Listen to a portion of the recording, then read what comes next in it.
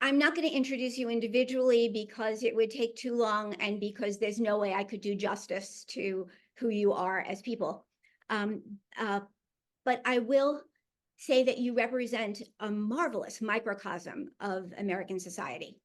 The people in this room cut across the spectra of age, gender and sexuality, marital and parenting status, race, religion, and depth of religious experience, types and levels of education, careers, including military status, financial status, and political beliefs. We have Biden supporters, Trump supporters, and third-party voters in this room. Now, all of you have done one or more dialogues across some kind of ideological divide. I'll ask you not to focus so much on the content of the dialogues or your particular partners. We're here to think meta about our experiences, to see if there are patterns that can be generalized and made into some kind of a theory and methodology. Now, before we get to the questions, I'm going to briefly summarize my hypothesis. What brings me here, what's making me do this thing that I do. I constantly ask, why is it that we can work together to bridge divides between Earth and Mars, but we can't bridge divides between people who think differently? Why are we so polarized? Why does it seem like we would rather build bombs than bridges? Now, I think one of the reasons is simple. It's actually remarkably simple in the Occam's razor kind of way.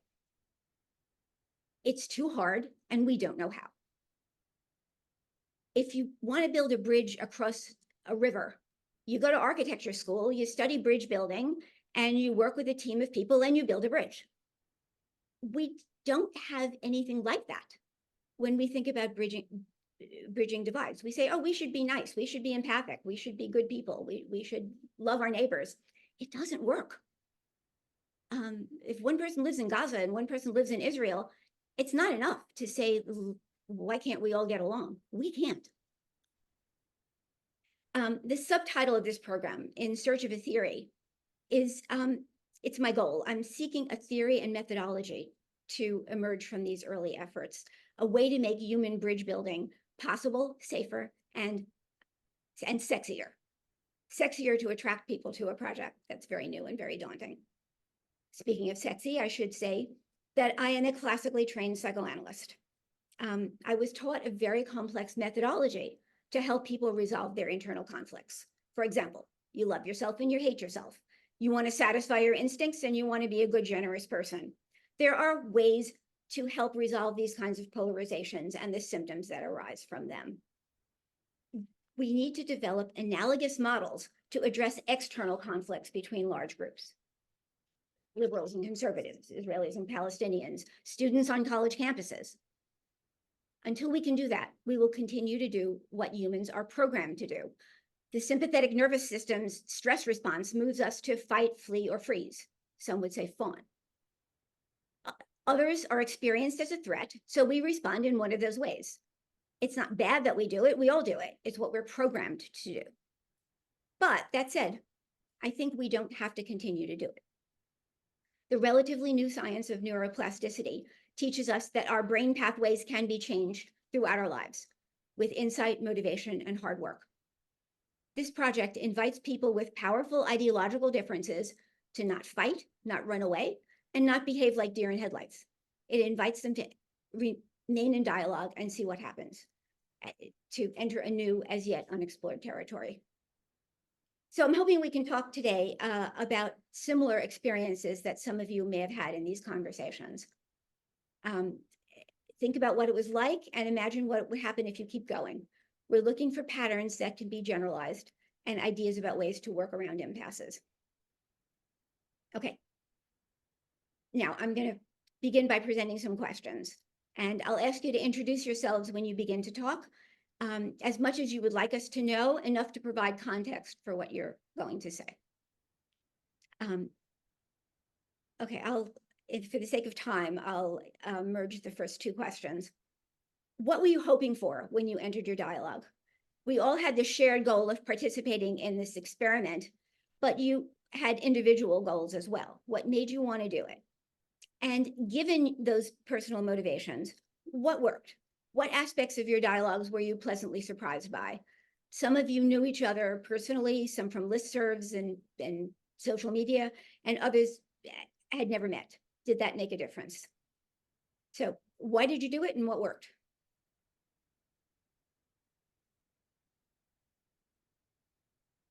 Well, I'll go ahead and start the party off then.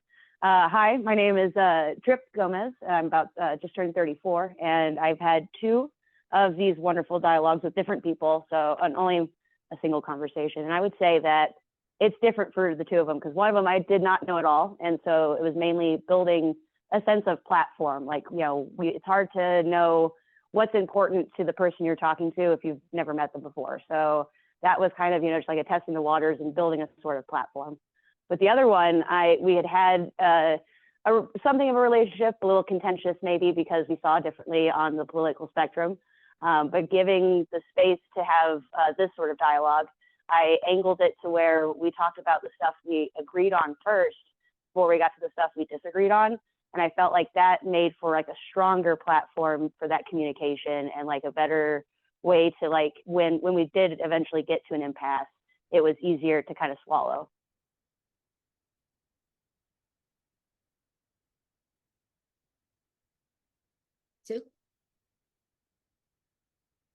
So I'm Sue Colott. I'm one of the psychoanalysts in this group. And I co-lead a group with another psychoanalyst that both Matt and Alice are a part of. We call it the Depolarization Project, where we're trying to understand how polarization starts and what you can do about it through writing. We've seen, we viewed several videos that you guys have done. A video that Matt and Helen did, and then Matt and Helen and Alice did. We viewed a video that Alice and Bobby did, and then our group looked at that video and we did a meta dialogue, which Bobby then had a chance to view, and then we had another discussion with Bobby present. So it was a lot of dialogues and meta dialogues, and it was very interesting. So I'm doing, oh, and then Sean and I did a dialogue too. And I'm not sure, do you want me to say what the topic was? Go for it, yeah. Okay, the topic was sex education.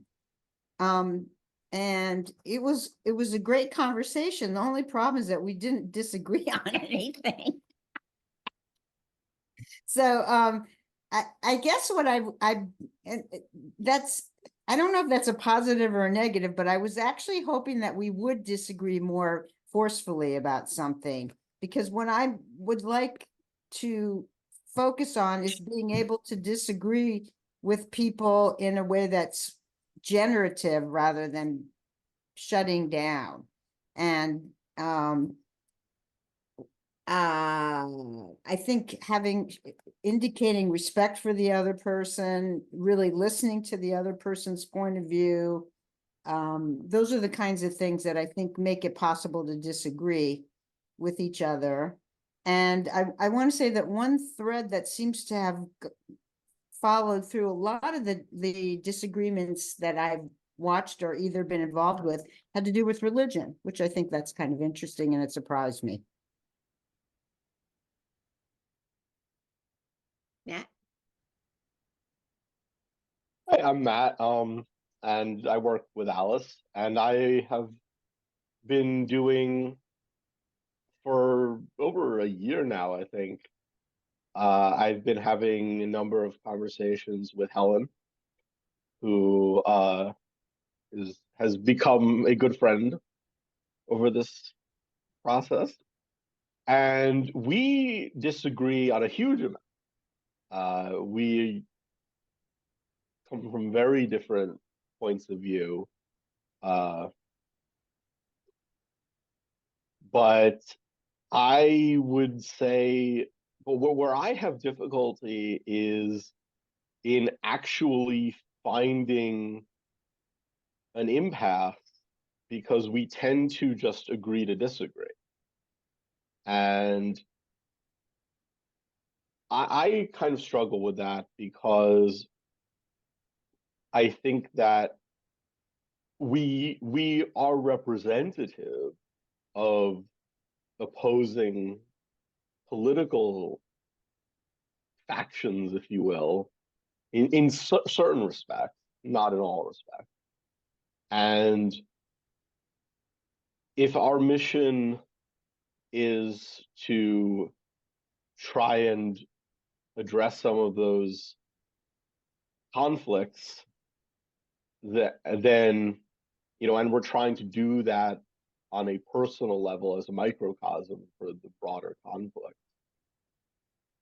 then that's very difficult because we tend to just say, okay, you look at things this way, I look at things that way, and we will,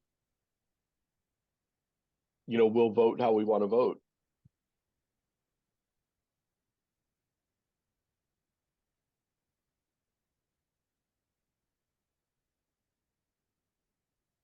I'm Stan, and I'm kind of new to the group. We've been talking on a different subject that doesn't necessarily go with the other one. I think what I've gotten out of it so far is that people are scared of each other. They're scared to talk to each other because they're afraid that if they go one way or the other, they're going to lose something. If I give you an inch, you want a mile.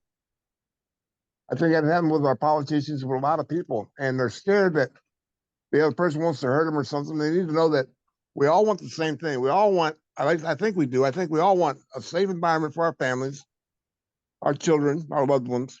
We all want to be able to life the best that we can have one without hurting or causing anybody else any pain.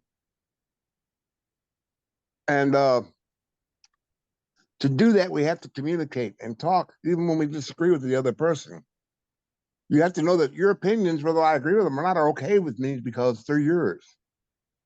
You know, whether I think they're right or wrong doesn't matter. It's not what's important, whether I think your opinions are right or wrong. What's important is that we can discuss them as human beings in a kind fashion without getting angry at each other about it. Without, you know, because we can't hear you. If you're yelling and screaming and angry, you're not hearing what I had to say, and I'm not hearing what you have to say. People don't communicate when they're yelling at each other and they're mad at each other. And there's no reason to get mad because you don't believe the same thing someone else believes. You know, we don't all want to be the same cookie cutter type box anyway. You know, we all have our own individualities. And you know, all the birds aren't the same, or the animals, they're not all the same. They're all different, and they get along fine. And we need to learn a lot, I think, from our animals, how well they get along with each other, even though they're not the same type of cat or dog. They get along. Cats and dogs get along. You know, birds and dogs and birds and elephants and whatever, they all get along because they're not scared to trust and to talk, you know, and to communicate, try to communicate. They don't even speak the same language and they learn to communicate with each other. So why can't we? You know, and that's what I've gotten so far. I'm sorry if that's not what we're looking for, but that's what I was figuring out is we just need to learn to talk to each other and communicate with each other without being scared of each other. Because, you know, like I'll say the topic we were on was gun control and gun topics. And we need common sense gun laws, absolutely. On the second hand, I believe everybody should have a right to own a firearm. I believe in the Second Amendment, I really do. But I believe that there's certain people that should not have firearms. We need to figure out how to stop them people from having them. And I think that has to do with a lot of training and a lot of education and a lot of, well, laws, first of all, laws ain't going to do it, I don't think. The more laws we get, the more violence we get. It's understanding, I think, that'll get it. And understanding of human beings and what's going on with the human brain. I think a lot of people need more mental health and mental problems. I think the people that are in charge of our country need to listen when they find somebody or when someone says, look, this guy's got a problem and someone needs to talk to him. You need to go, everything we got, the energy needs to be developed on that person so if they don't go overboard with it. Catch them before they go, explode. You know, because nobody's listening to them. And we need to listen to everybody, no matter what their opinion is, no matter whether we agree with it or not. We need to listen to them and hear them out, because that's when people get frustrated and do the wrong things. I think they feel like no one's hearing me, no one's listening to me. And I'm sorry, that's enough. That's, you know, if there's anything else I can do, please let me know. I'm here. I'll listen to the next person if I haven't said too much. I'm sorry. Oh, I'm in the hospital. You have to excuse bells and whistles because I'm still in the hospital, and that's my monitors and stuff going off in my heart and everything. So I hope you all excuse the noise and the interruptions of nurses coming in and stuff. When I'm not talking, Dan, I will put it on mute. you win the medal for today for calling it from the hospital. Okay. I'm going to still continue. I'm going to stay with the group here until we're done because I enjoy it. I'm going to go to mute now so you don't have to hear all this. When I'm not speaking, I'll be on mute so I don't disturb y'all. Okay? Bobby, I think you had some. Bobby. Yeah, God bless you, Stan. I was in that position just a couple of weeks ago in Washington, D.C. I was testifying in a January 6th trial for the defense. And as soon as my testimony was, it was contentious. The government didn't even want to hear from me. They had no questions for me whatsoever. Every time it took them a half a day just to accept the fact that I am actually a college trained and degreed journalist with a work history in media. Okay. So now that we've gone to that, I'll tell you who I am. My name's Bob Powell. And I have been two things in my life: a United States Marine and a journalist, unless you want to count bouncer and Wendy's and all that kind of stuff.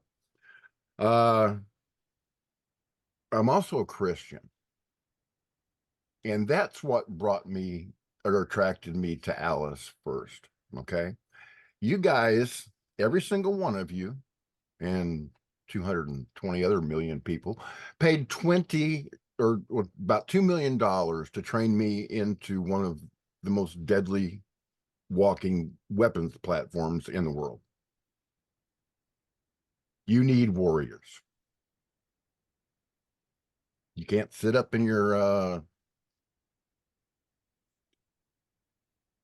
ivory towers or inside your glass bubbles and ignore the realities of the world around you.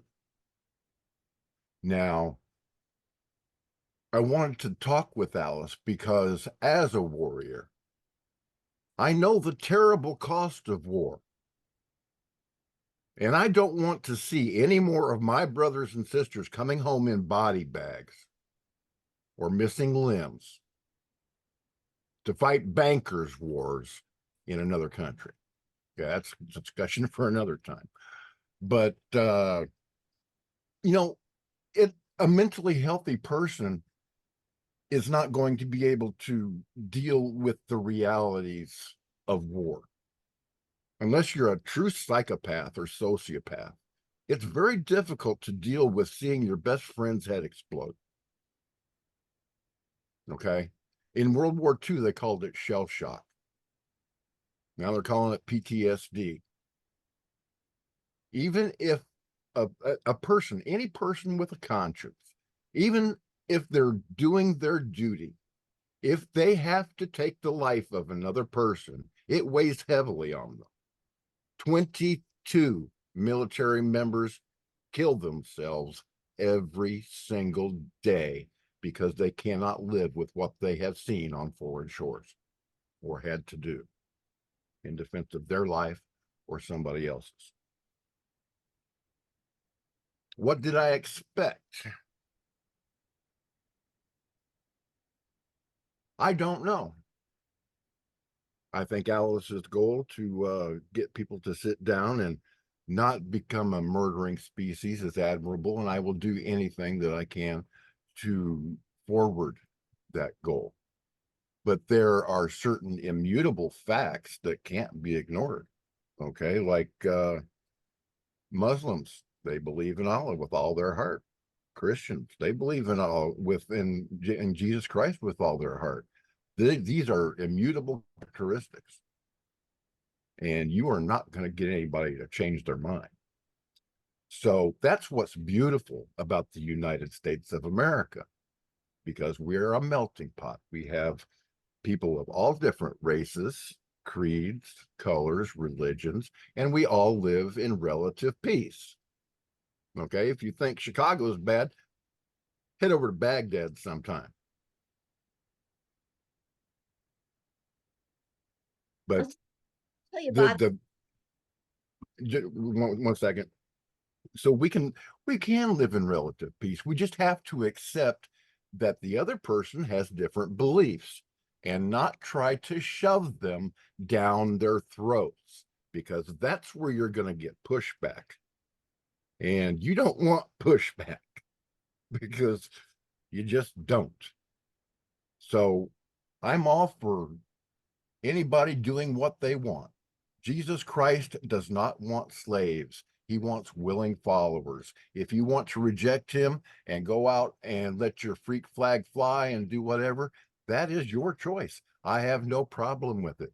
Do not bring it into the schools. Do not try to change our children, telling them that they're transgender when they're 3 years old. I'm sitting here in front of a group of psychologists. You know as well as I do that transgenderism is a mental disorder as described in the DSM-5. This is a social agenda. It has nothing to do with being gay or straight, and you guys know it. So I would like to get people to acknowledge these facts. Okay, let children grow up. The only thing that a 5-year-old boy needs to know about sexuality is that girls have cooties. Okay, and that's all I got to say for right now. Go into too much specifics about the dialogues that we had. I have to just say, speaking with you, I was very moved just to get to know you and to feel what you feel, to hear it from not some disembodied listserv or article or but from a human being who actually owns it, who believes it, it's you can't skirt around it and say, oh, but this paper shows blah blah. You have to push through it because they're two human beings who are struggling with something, and it gets to what Matt said about agreeing to disagree. On one level, we need to do that. We need to empathize with one another, but that's not enough because policies have to be made. So something more truthful, more forward moving has to rise up. And we will get stuck in these places where, if we were running a school, we would probably have major fights over how to teach our children. I know, Brooke, you were going to say something. But just before I hand over to Brooke, real quick, I think one major thing, one significant issue that we all have to, we're trying to deal with here is, if we were to poll this group, we would find a number of things that we all vehemently disagree on, and probably a number of things that we all agree on. And if you took that concept and applied it across the country, I'm sure you'd find things that almost, that the vast majority of people will agree on. And so why is it that progress cannot be made on those things that people agree on, because we're so busy talking about the things that we don't agree on? That's one reason I think we're here. And Brooke? Right. The things that, we got ways. Hang on, Stan. I just wanted to pass it to Brooke first. Oh, I just wanted to thank everyone for being here and to engage in this dialogue. It's been really interesting thus far. My name is Brooke. I'm a nurse practitioner. I'm also a psychoanalytic psychotherapist. I live in New York, out in the country, and I live on a farm. What struck me about this task that we all engaged in was, at least in my knowledge of it, that we were trying to understand each other. And this is why I love the work of just psychoanalysis, is that they're all really good reasons why we believe and think so strongly about the things that we do. And understanding the person behind the ideas really seems like the way to get to a place where we can have empathy, and or if we don't have empathy, if we haven't had the same experience, we can try to understand someone else's experience. And it lends to a level of respect, I think, because when I work with patients, and I have patients across all kinds of spectrums of every difference imaginable, but once I really get to know them, it's really, really clear why they feel the way that they do with their life experience. And I'm hoping that that was something that we could try to understand in each other. And I was paired with a woman who I really respect and admire, who is probably 50 years older than I am, and was a psychoanalyst. And we had a lovely discussion, and things that we initially thought we would disagree on, we ended up really understanding each other after everything. And we went from everything to farming, to nuclear power, to police states, to gun rights, to abortion, to religious values. I mean, we covered everything. We even covered, what do you think about Freud's theory about X, Y, and Z? And we, after a while, we just started to really understand, and there was an animosity because we were able to dialogue about it and understand where each other was coming from. And I think, and we ended up really not disagreeing on anything after we thought we would, but we didn't. And that just might be her and I in that dyad. But I think the exercise of just trying to understand and having space for that and trying to see the person in front of you really, I think, took the edge off, because it developed a relationship. I think when people other each other, or they say, oh, this kind of person, or someone who's of this, whatever they make, they have an impression or an idea of what someone is, an automatic response, maybe from their own life. But when they, and this woman was much older than me, I thought she was going to, I had my own impressions of what she would think, and they were not true. So I had to really check my own biases and really try to understand the person in front of me. And I think when we try to generalize that someone is a certain way or believes a certain thing based on our own implicit bias or explicit bias, we really lose the capacity to understand. And I think that was my main takeaway. And we can really bridge these divides, I think, in relationship, and not as trying to see us as warring factions or someone else is too different. And I think at the end of the day, there's always some level of understanding and humanity that we can share together that can always be a wellspring of connection. I know everyone here, I'm sure, loves to eat. And I don't know of any way to bring people together than sharing meals and having dialogues that way. So I think the more that we can connect in more human, caring ways, that we can really overcome these factions that divide us by trying to find our commonalities, whatever those may be, how limited they may be. I think there's still an opportunity to always explore that and have that be that root and source of life between two people. So I'll stop there, but that was my takeaway, and also from hearing everyone speak today.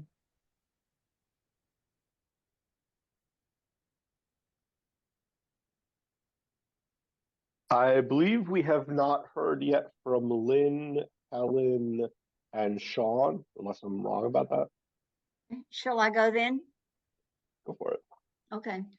I'm Lynn. I'm a retired advanced practice nurse. I did psychodynamic oriented therapy at Vanderbilt before I retired. And so, hi, Brooke. Glad to meet you online. Yeah, that's so nice, Lynn. I imagine you were a CNS, but yeah, CNS. Yeah, And well, I was a nurse practitioner as well. But okay. okay, yeah. And Stan and I were partners. Stan and I have known each other for years, not in a context of a professional relationship, but as friends.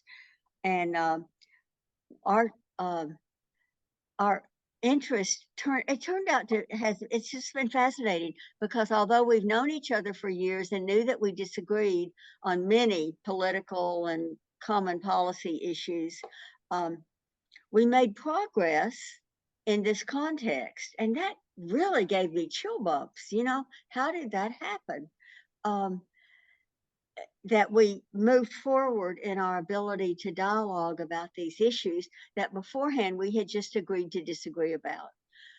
I think one of the ways that that happened for us was we started with our common values, which I've heard several other people comment on, that was helpful rather than where we disagreed.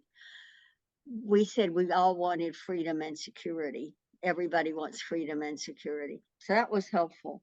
Another thing that was helpful was realizing that an obstacle just grew up as soon as we tried to convince each other of our, and as Bobby was commenting on, you try to convince somebody, hey, I'm going to convince you of my opinion. That didn't work.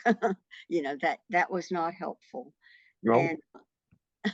And then interestingly, I mean, everything that Stan commented on a few minutes ago really struck me as true and a place I could get on board with. And Brooke, you commented on that as well. When you understand the person, you see where they're coming from. And the stories of Stan's life and the stories of my life are really important stories because they put the context into why we think like we think and feel like we feel and fear like we fear and have courage like we have courage and so on. Hearing Bobby speak a second ago about what it's like to be a veteran and to hear the suffering that his fellow vets have gone through, that's very moving to me. So I guess that's what I want to say. Common values, working on what we agree on before what we disagree on, and hearing the stories. And then the last thing I'd like to say is that and I think Brooke alluded to this by talking about having meals together, etc., finding ways to be joined together so that we can have this dialogue. You know, I need more of that.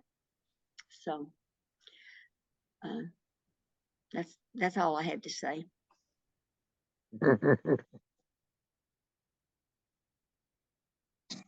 I can speak next if you like. Go So, ahead. so my name is Sean. I'm a 34-year-old venture capital lawyer. A lot of my views are shaped based on, you know, growing up with different family trauma, with, you know, alcoholism and mental illness and, you know, all those kinds of related issues going on in the household. I have married, my wife is in the Navy. We have 2 children and a third on the way. I'm chasing one of them around right now.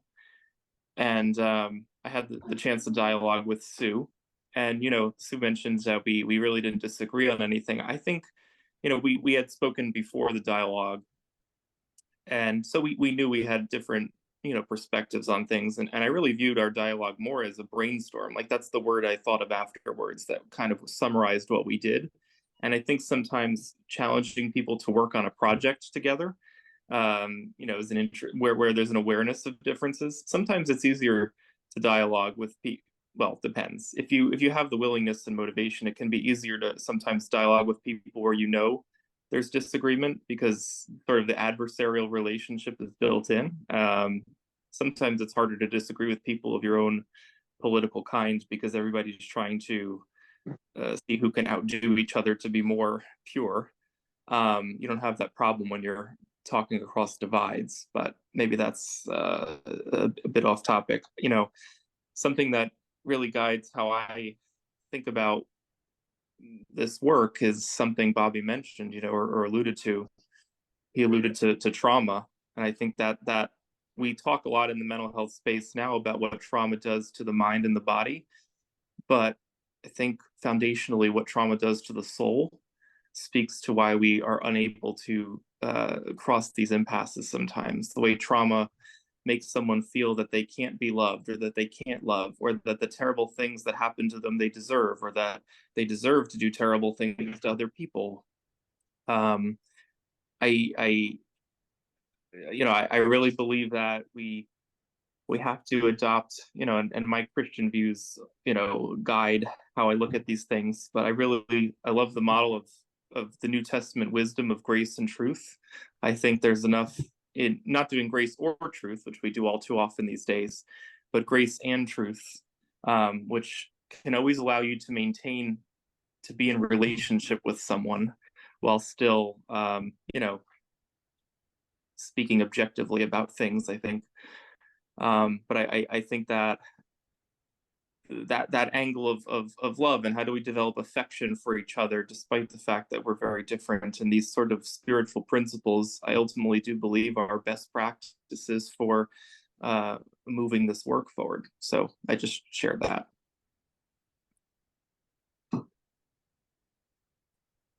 Well, it's nice to meet you. And, there's a lot of the things you said I share as well, Bill. Well, yes. Thanks, yeah. Nice to meet you as well. Helen, Yes. I think you're up. Yeah. Yeah, I was listening and taking notes at the same time. So I'm Helen Thomas, and Alice and Matt met me through another forum where they were having a dialogue, and they asked me to join. I find that now I'm at the disadvantage of having been the guinea pig. So it's okay though. What was I hoping for? I really didn't come hoping for, I didn't have any expectations, I would have to say, because I have found that we are all perfectly imperfect. And when you come to a situation with expectations, it can result in disappointment, which creates disillusion, and then there's a disconnect. So once we understand that having expectations, they should be managed expectations and not solidified expectations. You kind of hope for the best and then adjust as you go along. So that was, I guess, what I was hoping for was, I hope that I could have a pleasant dialogue and we could come to some agreement. What aspects was I surprised by? I would have to say, because I realized that we are perfectly imperfect, and because I know that in order to build a bridge, we all have to have the same level of mathematical understanding, because you can't build a bridge without that. I wasn't really surprised. I was always challenged to express myself based on what I knew to be true for me, for my own personal experience in life. In terms of trauma, my husband and I were having a conversation last night, and we realized that the whole world is full of a lot of traumatic mess. Most people have been through some type of trauma, and it is the dishonesty that we deal with, not admitting that we've been traumatized and then trying to hide it, that causes us a lot of problems internally, and then we externalize that when we communicate with other people. So that's just some of the things that I've observed in the conversations that we've had. I was pleasantly surprised by the fact that Alice and Matt actually listened to what I was saying and didn't draw conclusions before I had finished expressing the fullness of my thought. And so they didn't give me, I don't understand what you're saying. They would make the attempt to understand what I was saying for my own personal experience. And then they would try to see if they could adjust it to their own personal experience and see, well, where do we match up here?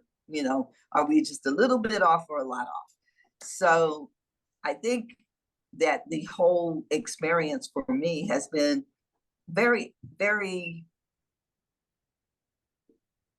I've had to make a deep dive into what I really believe as a Christian and as an American citizen, as a person of a different ethnicity than the majority opinion. So it's been an interesting, and actually I found that I've learned a lot over the 73 years that I've lived. So and I'm appreciative of that, and I'm appreciative that I can share that with people and make sense. So I'm going to leave it at that. Oh, Brooke, you had a hand. Yeah, Helen, thanks so much for sharing. And, something you brought up really made me think about how I liked what you said, where you said we try to connect with someone else based on our own experiences. And I was thinking of how I do that with patients who might have, and also just people in my life who have really different experiences than I do. But I know the one thing we do share is feelings. We've all felt happiness, sadness, fear, anger, joy, surprise, disappointment, whatever have you. And we can draw our own feelings from our own experiences to connect emotionally with other people. And I think that really helps just make it more human, and also know what kind of emotional state someone is in, so we can co-regulate together, if Right. that makes sense. Yeah. I think it comes down to a shared humanity. And unfortunately, there are too many individuals now who are running off of emotions and not really standing back and understanding that underneath what we may look like on the outside, there are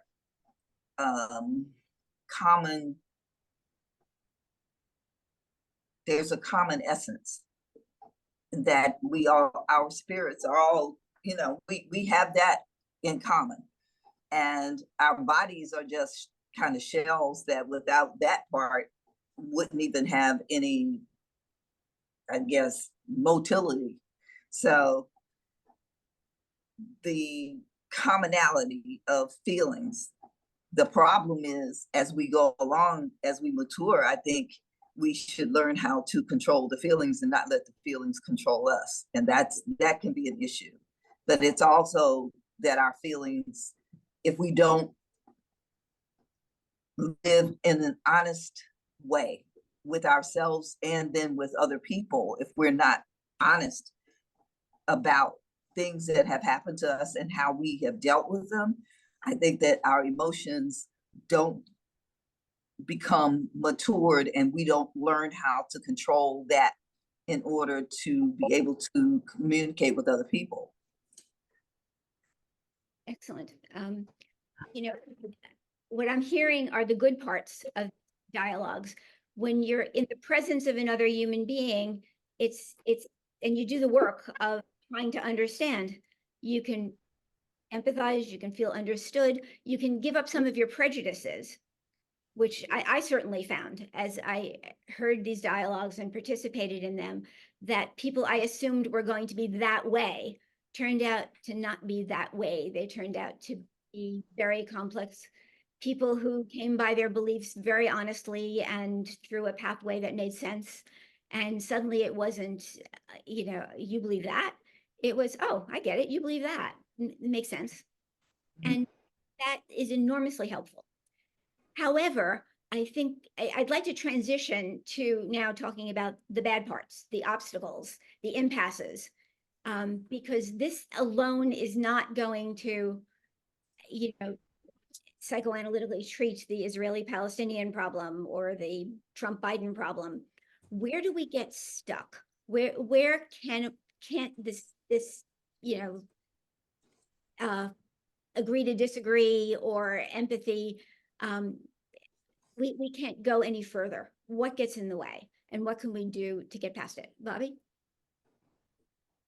Okay, well, I'm going to say first that Helen had brought up a great point with the perfectly imperfect. The Cord told me that we're all equally worthless. God tells me we're all equally valuable. Okay. So I'm going to defer to the Almighty on this one. That's why I want to get along with you people, because I don't care if you're a Buddhist. I don't care if you're a Muslim or whatever. You're a human being. You are a child in the image of God. Okay. Politics is what separates us. And politics, I have learned intimately over the last 3 years, politicians are liars. Every last one of them. Republican, Democrat, it makes no difference. They are the deep state that you hear about. They are the permanent power structure in Washington, D.C., led by the senior executive service. These are appointed officials that keep their jobs for life. Okay. Presidents come and go. It's policy that divides us. And I want to say something else about what Helen just said. Honesty over emotion. That's my stock and trade as a journalist, is to tell the truth. And I'm reminded by Revelation 21:8 that all liars are going to be damned to hell, and all cowards. I'm not going to be part of that. Hey, Bobby, can I stop you right there for a second, please? Just I've got to one go, moment. y'all. I have to check Oh, out. okay. I've got to Well, set myself. I got to go. prayers for you, Thank brother. you. I'll hook up with everybody later. Get better. Bye-bye. Thank you, Sean. I'm sorry. Thank you, Stan. Okay, so I don't know what's wrong with him, but I sure do pray for him. Let's just take a moment and lift him up to God. 5 seconds.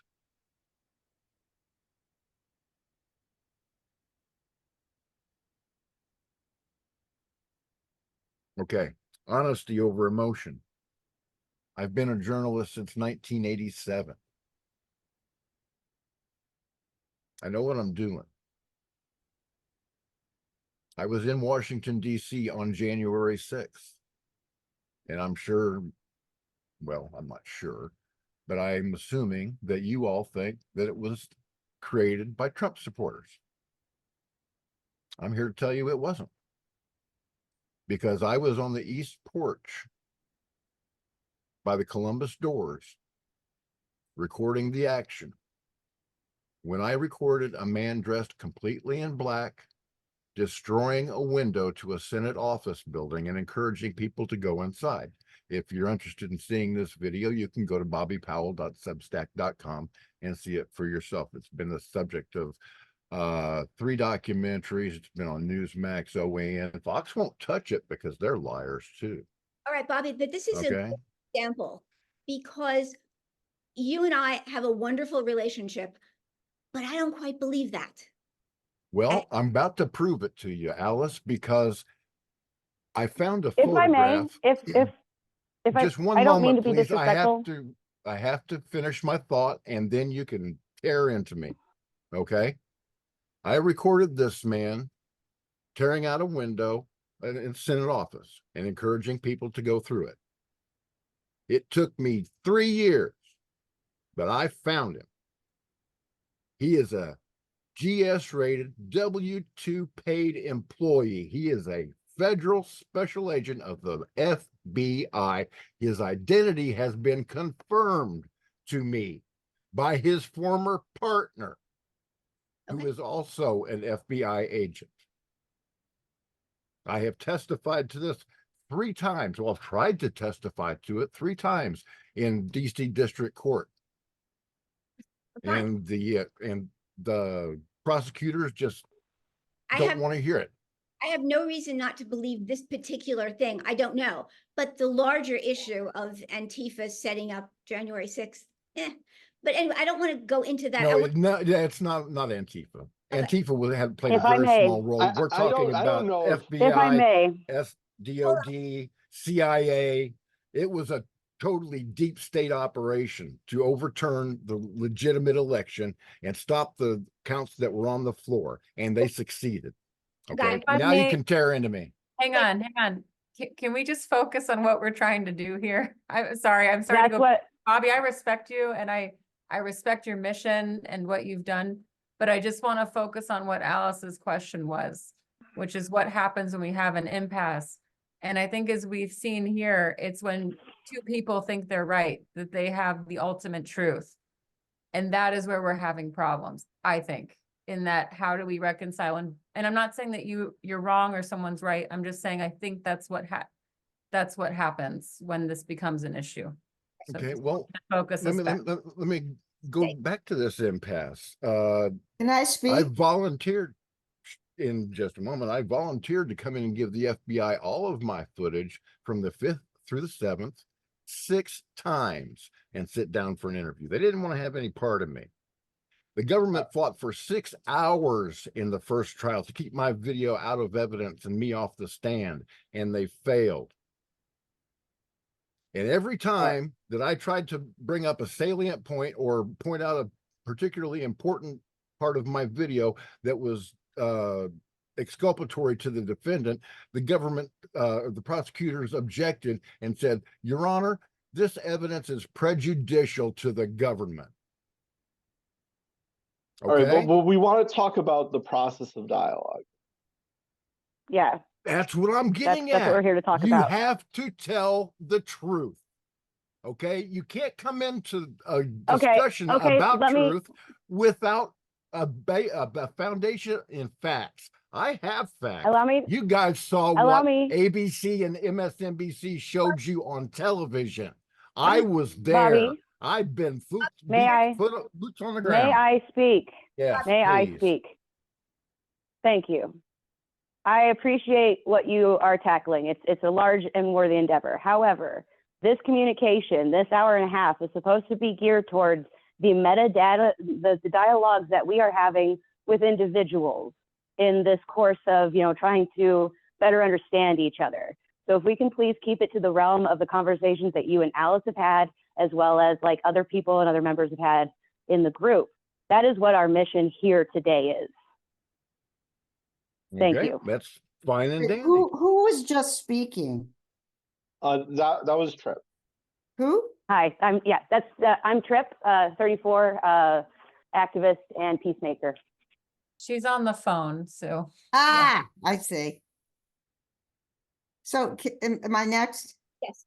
Well, first of all, I thought it was interesting the way Brooke pointed out how the problem that we're trying to grapple with just got enacted. So I don't have any great wisdom about this. What I really wanted to say was when I was in college, one of the most wonderful parts of college was staying up all night arguing with my roommates. It was so pleasurable and it was so engaging. And I feel like something has happened in our culture where we've become so polarized that disagreeing with one another has lost all of its pleasure. And I want to find a way to get back to that. I don't have any I don't have anything to say about what's in our way now, but something about it's not pleasurable anymore. And how can we get back there? I like that, making it fun again. Yes, yes. Helen? I think one of the things that we have to work on too is that we have to be regulated for it to be fun. Because if we actually feel like there's a threat, it's not fun anymore. It's not play, it's survival. And so, and Bobby, I can see how hard it is when you're not believed and when people don't think that you're telling the truth and you're being ignored. And it's just such a difficult place to be in and it's hard to talk about. But I just think that sometimes when we're so overwhelmed and in our feelings about something, it can be even hard to regulate it enough to make it fun and to make it joyful and make it interesting and be open. So I think when we're getting in that fight or flight response, which is totally valid when you have a threat coming at you, it's like that, but it's hard to get regulated enough to enjoy the dialogue. And I think of, Sue, you reminded me of when I was in Paris and I was hanging out at these French cafes and people are, having these really great dialogues. Like, they're relaxed. They're at a table, they're eating, they're in community, there's a relaxedness about it that creates openness and freedom of thought. And I think when we get out of that state, it just gets too real. Does that make And- sense? But yeah, I think that's part of the problem is we have to create that kind of thing with each other. And that's why we need co-regulation to really help each other work through these things when we're getting really upset or really overwhelmed or, triggered. But that's, I think, of this realm that we need to kind of ease into, and knowing each other to have the dialogue enough that we can help each other with that. When one person it's not fun anymore for them. And how do we help them regulate and know that they're safe? And I think that's our task here. And especially when people think that they're completely right, completely true, that they have, the corner of the market on truth. It's a tough place to be in because you have to defend that. And when people are defending, we get into kind of a doer and done to dynamic. And we lose the whole point of, I would say, a third space of how do we understand each other? That's our goal, right? It becomes me versus you conflict. But when we have this kind of third there, and we can kind of co-regulate together. So that's just my thought on that. And I think we're finding that here, but it can be challenging too, especially because we all don't really know each other that well. And maybe I said fun, but maybe it really can't be fun when the circumstances are higher than Sue and I having a dialogue, or the college dorm, or my law school discussions. Sorry if the kids are in the background. Maybe sometimes it can't be fun. Just put that out there as a thought for the difficulty of the challenge.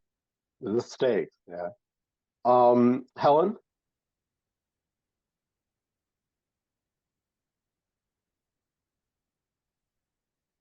Ellen? As I was listening to Bobby,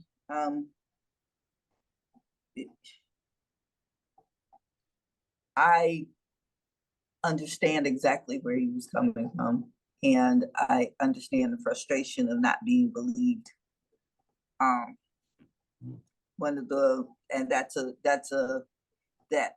That feeling of pressure. It's a very pressurized feeling. And until you get to the point where you understand that you are believed or that you won't be believed, and just keep that information until such time as it's needed, it happens. Because I would have to say that, having looked at the footage that I've watched, it's a great possibility that there was stuff that was done on purpose to create a divide in this country, so that those individuals who want to take over can take over, because we're not united under dialogue and not having relationships created by talking to each other. So I came up under Jim Crow, and I took part in the civil rights movement.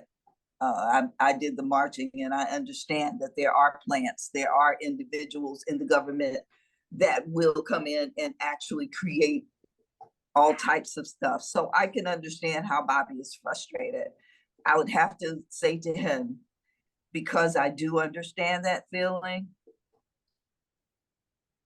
this too shall pass.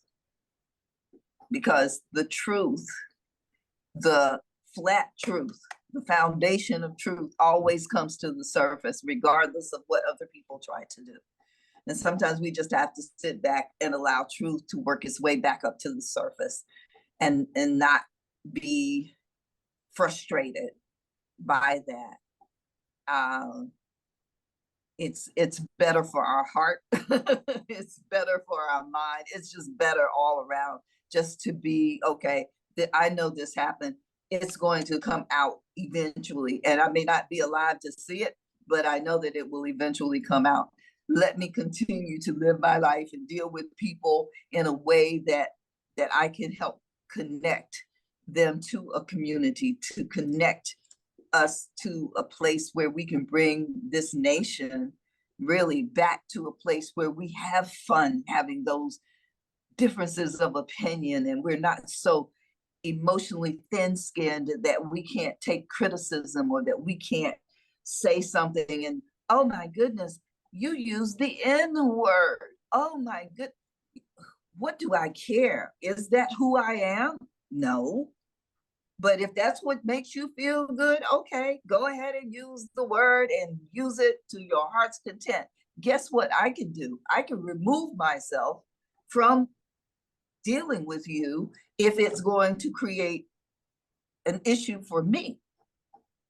So and that's what I've done a lot in my life. I have found that there comes a season for everybody. So at that point, you either cut them off, let me take that back. You tell them off, and you either cut them off or continue to try to create that dialogue. So, community is always going to be difficult to maintain if we become obsessed with not having our feelings hurt, or, just being in a place where the truth becomes personally created. We have experiences in truth. We don't have the truth. Everything that happens to us is an experience in truth. It's not the truth. The truth is there. The facts are there. Gravity is gravity. We can't change gravity. We're going to fall off the roof and we're going to bust our heads open. That's what gravity does. But the truth is that I'm not going to make the stupid mistake. In my experience, I'm not going to go and jump off a roof to find out if gravity works. So the foundation has to be truth. And the experiences that people have in that foundation, we have to understand how that affects how they see the truth. I'm sorry. That's pretty much it. Bobby, you had your hand up? I agree 100%. I can't, I couldn't have said it better. The government has not been a friend to the American people, not for a long time. And it doesn't matter what color you are. But guess what? We can't blame the government. We need to blame ourselves because we put them there. So that's correct. That then becomes, how do we deal with each other on a day-to-day basis in a way that allows us to circumvent the circumstances that people above us, that we actually put in place, have created, that we don't get along with each other. We've got to get to a point where they become insignificant to us being able to say, we're a community. We've got to communicate and figure out how to get around this foolishness until we can get them out of office. It's that simple. There are more of us than there are of them. And we see each other every day, and we look at each other in the face, and we understand the pain that each other has and all of that. And we've got to get to the point where that's what is important for us. Not what they're doing, because they're going to do what they do. But we, as the people, have the opportunity to get rid of these nuts and come back to a place where we're actually having disagreeable disagreements and loving each other through it. Yeah, and we can do that. Alice came to, it was last of June in 2021. It was my first major speech there in New York City, and Alice came to watch, and we went out for a piece of pizza afterwards.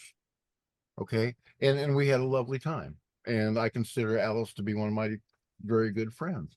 But even though we're on pretty much opposite sides of the ideological spectrum, big deal.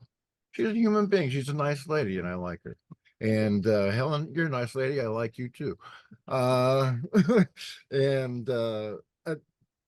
we've got to, if you want to bridge these divides, we've got to find some way to settle on a core group of established facts. Okay.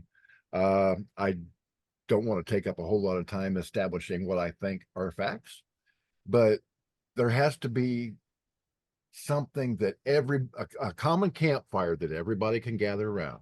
Okay, roast their marshmallows and talk things out. But you're not going to get anywhere with somebody that is so far to the left, okay, that they're on college campuses saying death to Israel, death to the United States.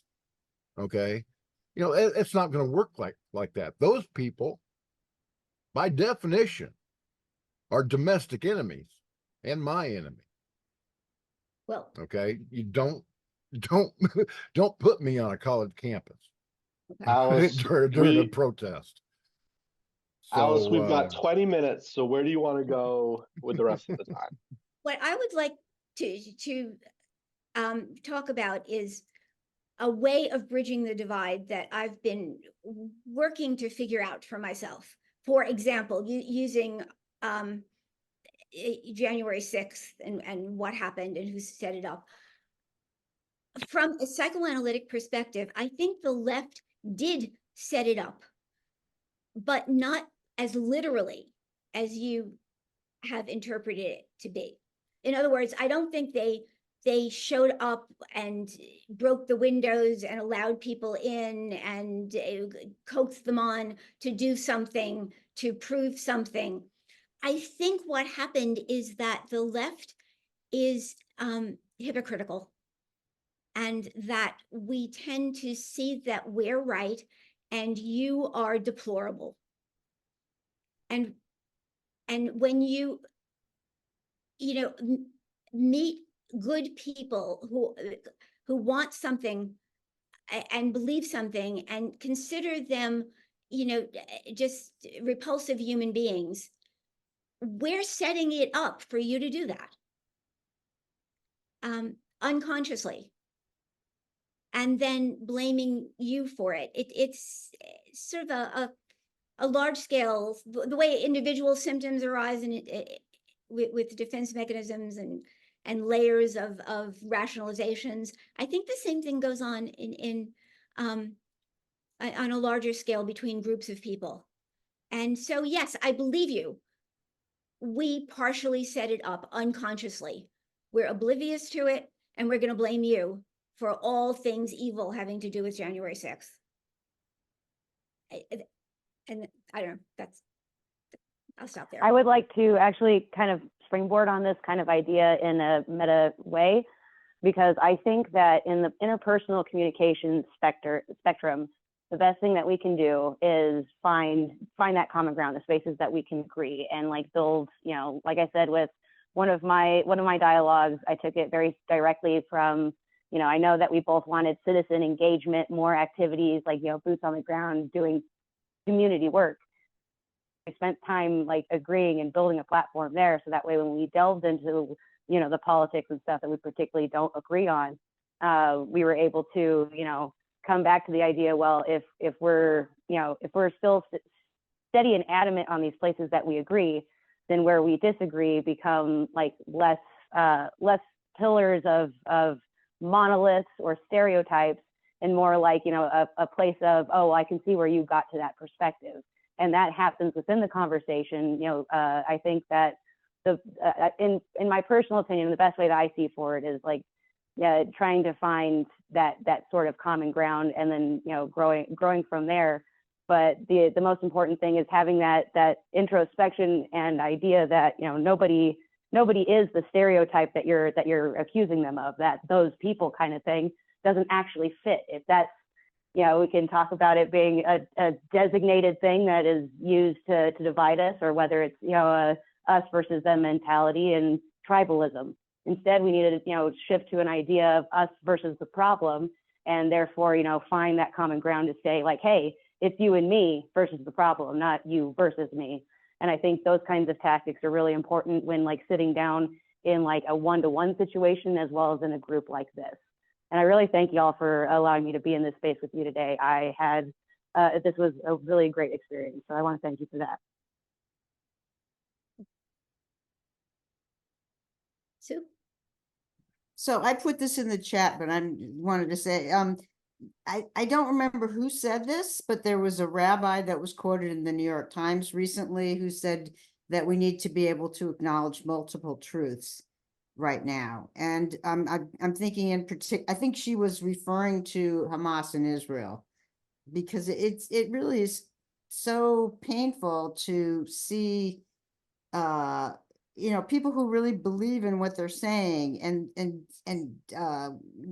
really not able to find to talk to one another, because I guess because it's so very threatening. But there aren't multiple facts. It's not like Kellyanne Conway said about alternative facts, but there are multiple truths. And I think my truth, for example, may be different from Bobby's truth. I think, can I jump in? Yeah, go ahead. Can you hear me? Oh, okay. I'm just trying to think out loud as I hear what Bobby said, something interesting I want to address, and Sue, and where I kind of feel I fit into it all. I think, I struggle with the multiple truths idea, because I think the way I think about truth in a sense, when I try to explain it in a little bit more of a secular context, to try to, I don't know, it's like if we look at the entirety of human history and the billions of people and the thousands of years before us, we have a pretty good longitudinal study of the kinds of things that lead to peace, joy, and wellness, and the kind of things that lead to pain, conflict, and suffering. Maybe it's my conservatism, but I don't feel we need new wisdom. I think it's trying to look at harnessing, what best practices have been through time and conserving wisdom. And so I think that kind of line of thinking leads me to something where I imagine Bobby and I would agree that there's evil in the world. I do believe that. I'm not saying that with strong degree of rhetoric, but I do believe that, and there's sort of that's just a factor that I think weighs on me and others. And so then it's that question of, I also think good and evil can lie in the same heart. And so that's some of the complexity. And then I think about grace and Jesus and the fact that we need warriors to be in the battleground of communication, to maybe show up at that college campus and engage peacefully. But it takes a certain warrior mentality to go into the sphere of evil and try to maintain relationship, outside of instances where, there are instances where I still believe we have to kill maybe at this time before we make this evolutionary leap. But, obviously trying to prevent that from happening requires sort of, and I think this is the spirit of Alice, like warriors to maintain relationship and maintain communication and help people heal through trauma that is driving them to often be so closed or behave in a way that creates pain and misery for many other people.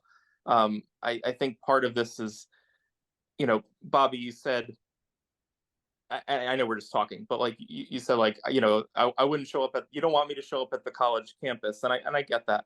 Do you think as a warrior and as a Christian, that there's an opportunity to be the peaceful warrior of conversation in a heated environment like that? I don't even know if that's a helpful question. I don't even know if that makes sense. I understand what you mean. And we are called to bring all people to Christ. Okay. Radically, right? Yeah. But some people will just not accept it, and you gotta knock the dust off your shoes and move on. And if they still present a threat, well, but we're not on our timeline, right? We're on God's timeline in that sense. We can't always know our impact. Well, no one changes. I understand, Chum, I've seen some impact. I remember Reginald Denny being dragged out of his truck during the LA riots and beaten nearly half to death by an angry mob of people. Okay, this is what happens when politics, okay? And just the other day, the jurors in the O.J. Simpson trial said that they voted to acquit him because of what had happened to can't remember his name, the guy that had been beaten, that Rodney King, that started the LA riots. Okay, you cannot put yourself in a situation. If there's a crowd of protesters in the road, I'm not stopping. I've seen what happens when you stop Okay, for so a crowd of so protesters. let me back my example up. Well, maybe that's where somebody's at the impetus of violence. Maybe that's not the moment, but maybe somebody with that degree of ideological intensity or commitment to something that, you know, I don't know. I'll leave it there for the moment. I think I understand what you're saying, Sean. And I guess the difficulty, that's what I'm trying to get at. Well, sorry, Juana. Remember when the Israelites went back to Jerusalem to build the walls, right? They were supposed to be rebuilding the wall. And every tribe had a different gate. They had to build a wall between the gates. Well, what did they have in their hands? They had a sword in one hand and a trowel in the other. They were armed. They had to be, because of the marauding people around them. They weren't the aggressor, but they were ready to defend.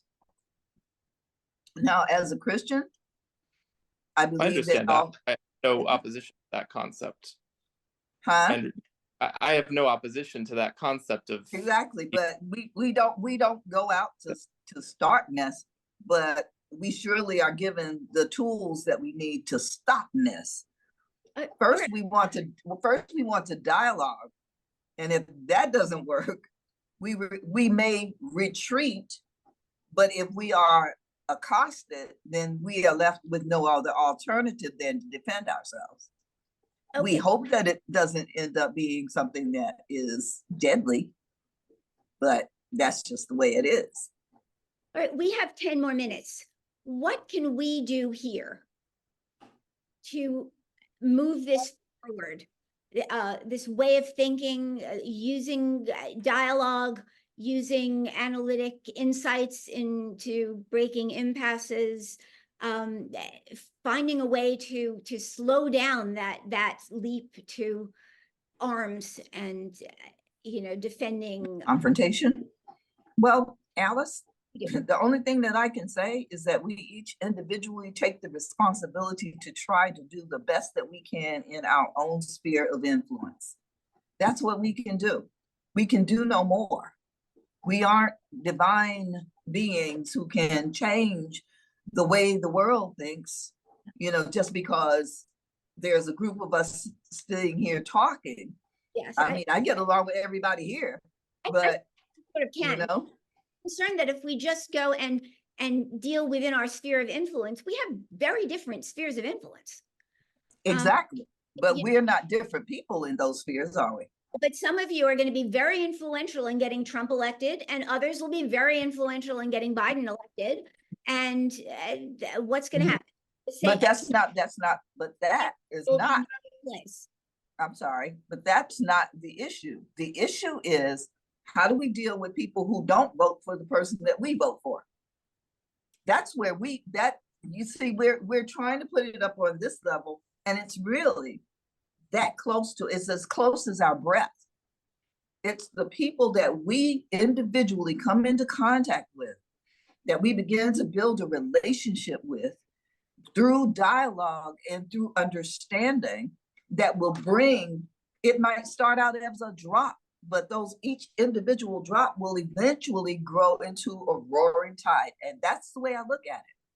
I cannot go out and make a huge difference in the whole atmosphere of what's going on now, but I can make a difference in the conversations that I have with people who are close to me. Very good. Sue, you had your hand up. Mentioned at the beginning how powerful religion played a role that's what I identified as what I was surprised with. So I'm wondering, there's 3 people here, Helen, Bobby, and Sean, who are very religious and expressed a lot of your views through Christianity. Can you accept a Jewish atheist? There's no such Hi, thing. Matt. My mother is almost He lived to 100. She's almost 102. Oh, really? Oh, wow. I didn't know. And- That's And awesome. she's suffering from dementia, but she still knows that she's Jewish and that she's an atheist. Well, God bless her. You know, why wouldn't I want to deal with her? I deal with her in her humanity. She's lived 100 years. I'd want to know whatever wisdom did she get over the 100 years. I'd be sitting there sucking up everything that I possibly could. I'd ask her if I could film her. I'd ask her questions. I'd bring her tchotchkes. I'd bring her whatever she wanted. And I would sit there and just deal with her and deal with her and deal with her until, you know, she went wherever she went on the other side. But that's what I would do because, like I said, I'm 73. I mean, my cup is about, We're the same. you We're know? both the same age. So at this point, it is gathering wisdom to pass on wisdom. We learned something in those years. We learned something and we've got to pass that on to somebody. But can you accept somebody who doesn't believe in God? Is that something that's horrible to you? I didn't believe in God until I believed in him. I'm not going to become a believer. I'm pretty sure. It's okay. That doesn't have an effect on my faith. I mean, I believe in a lot Okay. of things. I believe in human potential. I believe that I we're do all too. good and bad. I believe in the importance of you know, being a community. I absolutely believe the same things you do. I believe that God created every individual with a perfect set of gifts, talents, and abilities that work for them. And all they got to do is get tied into it. And sometimes these people are not believers. If I were, I could probably be a millionaire as an atheist if I put to practice certain things that are principles and of values that make a person successful. Sean Puffy Combs is definitely not a Christian, but he's a multimillionaire. My son-in-law, who's Roger Waters, is not a Christian, but he's a multimillionaire. What does that mean? Well, it means that he's got a lot of money, but how does he feel about himself? How does he see the world? It's not my worldview, but I can care about that person. I can learn from that person. The Israelites learned from the Egyptians. They respected the Egyptians and they learned from them. You know, it's that simple. We could do another dialogue on religion and what it does in the world, in our world, our microcosm, and the larger world. And so much of what's going on in the massive, you know, firestorms are religious based, and what, at least in part. In part, yeah. But you know, we do have to stop in a couple of minutes. Any final thoughts about pulling this together, Lynn? This has been fun. Let's do it again.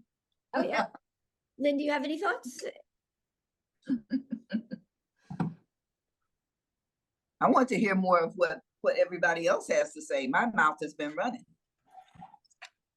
Lynn, did you? I need to know. Give me. Come on. There you go, Lynn. Okay, I'll tell you. Hang on, Lynn's unmuted. Can we give her some Okay. time? Yeah. Okay, Can we do this again? I'm up for it. But here's the thing. Me too. Here's the thing. Hold up, let Lynn. Hang on. Yeah, Lynn has some Oh, words. okay, to thank share. you. Yeah.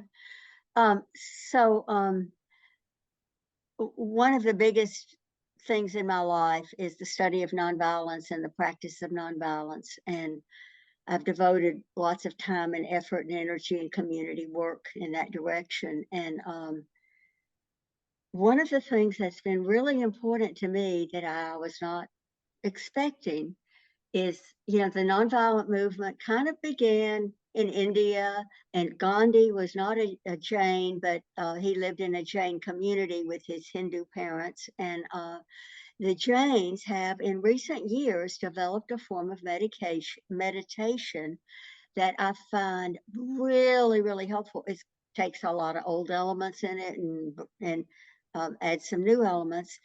But one of the points that has really helped me is that in a part of the meditation, you look at what you're feeling at the moment, and you just recognize it, acknowledge what you're feeling, which brings reflection into those emotions that need to be regulated, that get out of control. And boy, mine get out of control. And that's been really helpful to me. I am really interested in school projects that teach children emotional regulation, and at an early age, elementary school all the way through, because then you learn to look at yourself and put reflection and feelings together, which I think is helpful. So that's just something I would throw out. Okay. All right. We are gonna have to end, but we certainly can do this again if people want to. When are we gonna do this again? Well, why don't we? We can talk over email. An email? But Alice, final thought? No, I think we should just do an email chain and also ask the audience if they had any thoughts about ways that we could move forward with this this project, the individual dialogue projects, and coming together and trying to figure out how to use what we know and work together and use our impasses. They're alive in this room, which I find fascinating. Not an obstacle as much as a facilitator, to try to figure out how to get past it and come up with new. Well, I think this group is already past it. We don't have those we may have differences, but I don't think that the differences are so extensive that we can't dialogue and talk to each other and help each other, and and that's what I mean. I know 10 people, 10 people. They aren't the same 10 people, but you talk to your 10 people and I'll talk to my 10 people, and maybe we'll get those 10 people together, and 20 people will have good sense and they'll be able to sit down and talk, and those 20 will go out, and then that's the way it works. We can't depend on those idiots in Washington, D.C. We cannot do that. We have to call ourselves idiots too, because we voted them in. But we have to get to the point where it's not as important as what is right there in front of us. Those bigger issues have to be eaten like an elephant, one fork at a time. You can't eat the whole elephant just, whole. You got to take one fork and one forkful, and that's it. And that's how you do it. Very good. I prefer a steady diet of cobra blood and scorpions. You're a Marine. All right. You'll probably eat glass. I thought it was crayons. Wasn't that what you Well, yeah, but she was kind of correct.